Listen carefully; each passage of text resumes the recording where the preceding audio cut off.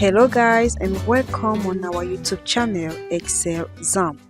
So today we are going to see how to create a pivot chart using pivot table. Okay, this is not the first time we are doing a video on this, and we previously had a video on how to create a pivot table. Okay, so just have a look in our YouTube channel.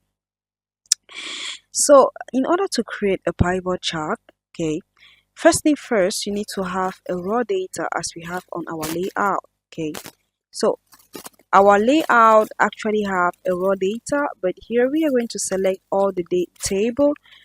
Is later on that we are going to select the information we need to represent. Okay, so next you go on insert tab and you find our pivot chart. Okay, you click on pivot chart and pivot table.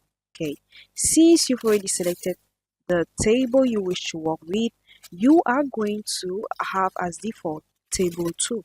Okay, so this dialog box is just the same, or is a resemblance to what we saw when we were clicking on pivot table. Okay, so here you choose where you want the pivot table report to be placed.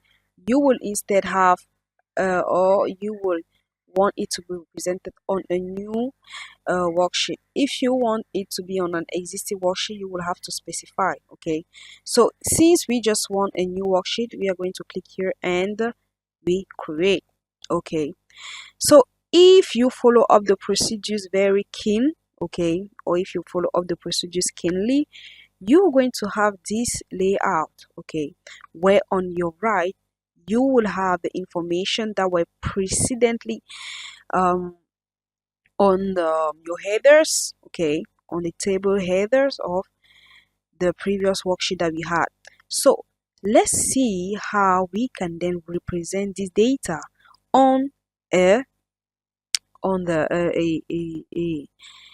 chart. Okay, so let's identify. So let's see, maybe we want to know the employees. Okay, we want to know the number of employees with the number of products, might be the number of sales they had depending on the product. Okay, so in order to have these, let's select what we need. So we first of all need what? The employee. Okay, so the axis would be represented as you can see. Okay, so now it will be better for us to put it as our axis. Okay, now the quantity will be our value. Okay, and it will all depend on you. So let's see, might be the sales will be better. Good. So it will be better for us to instead put the sales here. Okay, good. So the sales, okay, and the unit price.